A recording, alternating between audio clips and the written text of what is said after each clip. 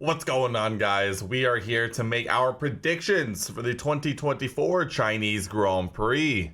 How we doing, guys? How did we enjoy the 2-week break in between Japan and China? I'm excited for the Chinese Grand Prix this week just because it is going to be my first time as a fan watching the Chinese Grand Prix at the Shanghai International Circuit, and I think it's going to be a very good one. We're going to see some cars do particularly well thanks to the design and layout of the track, and I think we're going to see others do particularly poorly around the track as well. It also is our first sprint weekend of the year. I know you and I all forgot about sprint races until this week. I was thankfully reminded of it because I almost did this predictions video without including our sprint winner prediction, but nonetheless we got there in the end. And so we're here, like I mentioned, to make our predictions. We're going to be making our predictions for biggest positive surprise, biggest disappointment, our qualifying top 3, our sprint winner, our race podium, and finishing things off with our one crazy prediction,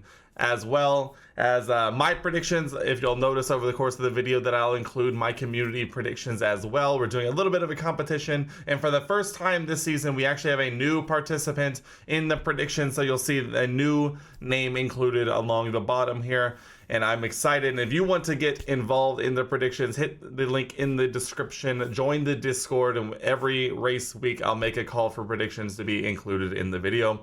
But without further ado, let's jump on into our predictions, starting with our biggest positive surprise.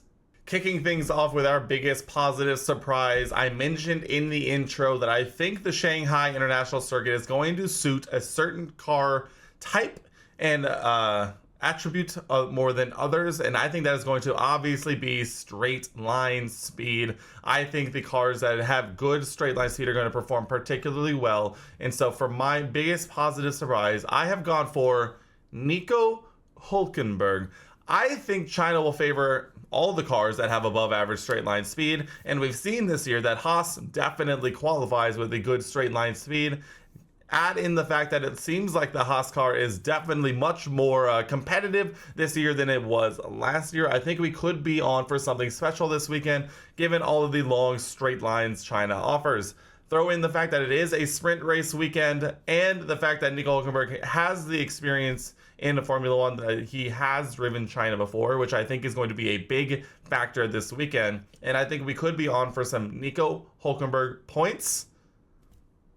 Rare Haas points, I will take it every single day of the week. So Nico, congratulations, you are my pick for biggest positive surprise.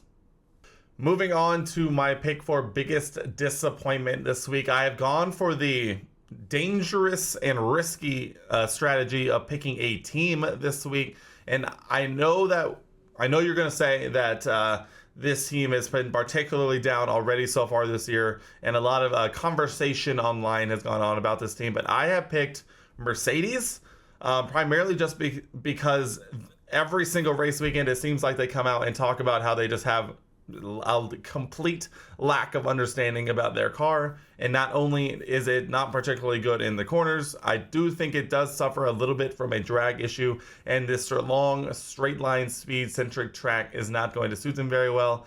I do think that we could see Mercedes finishing last among the top runners or the Formula 1.5 runners, and potentially even behind some lower midfield or Formula B teams as well. The vibes around Mercedes right now are just not it. I don't think it's going to go particularly well.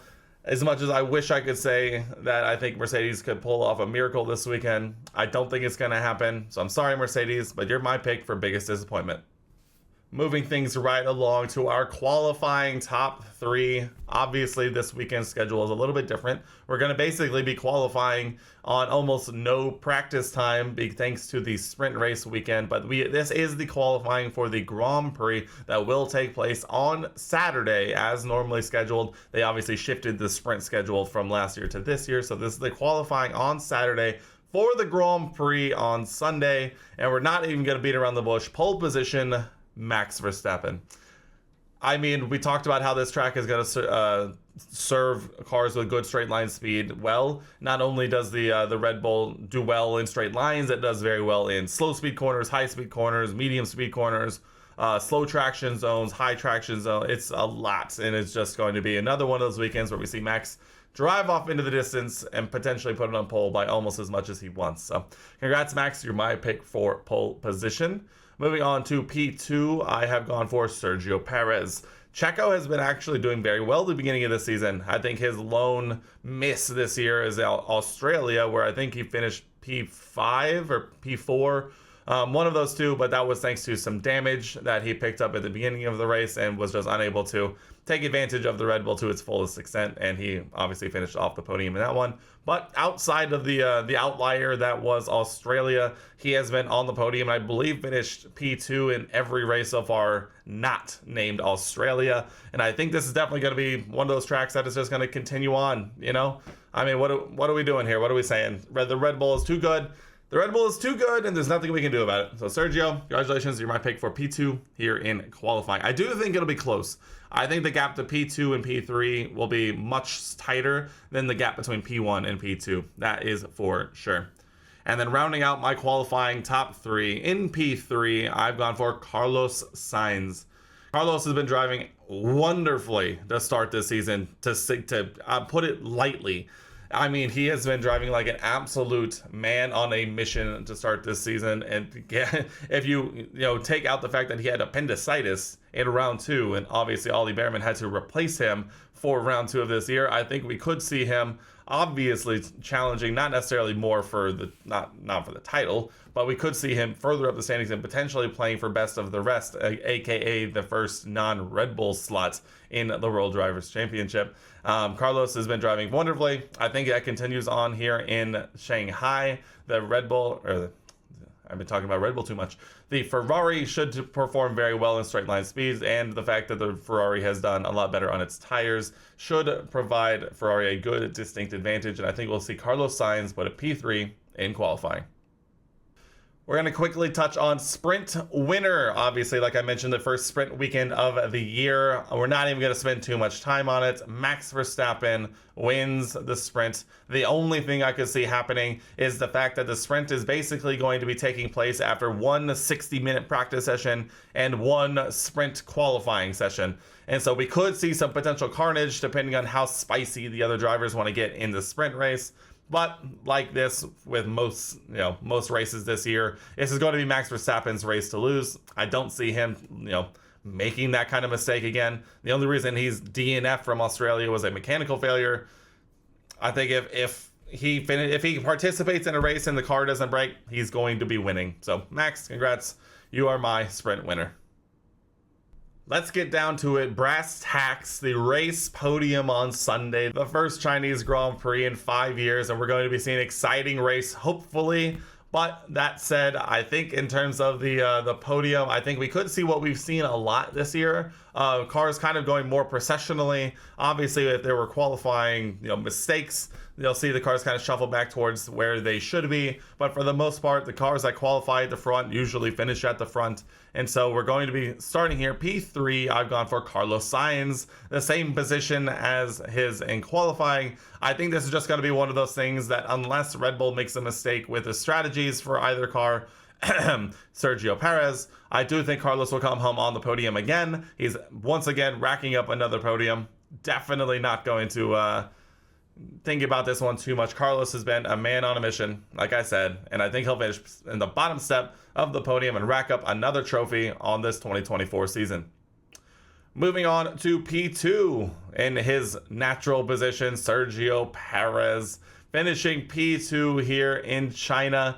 I don't even know if there's really much more to say. The Red Bull's incredible. Checo has been doing exactly what he needs to do to show Red Bull that he's deserving of that second seat. And a P2 is more than enough for him in this, day and age. So congrats, Checo. You're my pick for P2. And then obviously the race winner, Max Verstappen. I'm going to be saying this many, many, many times this year. I already have, and I will continue to do so. It is what it is. We're going to have to get used to this, and I need the points because I'm starting to fall behind the guy who's in P1 in my community, and so I need to nab these early points, although his predictions look very well and very good this weekend as well. So let's get some easy points this weekend, huh? Shall we? So there it is, my race podium. finishing things off with our one crazy prediction. And now I need to set this one up because you're going to look at me in the eye and say, Dakota, that's not a crazy prediction, but I will counterpoint because my one crazy prediction is that all 20 cars will finish the Chinese Grand Prix. Now, we have come off of multiple weekends where maybe even some of the cars don't even start the Grand Prix. So I think a weekend where all 20 cars start the race and all 20 cars finish the race is due, and it would definitely be out of the norm of this current form of running. And so there it is. My one crazy prediction is that all of the cars that will start and finish a race.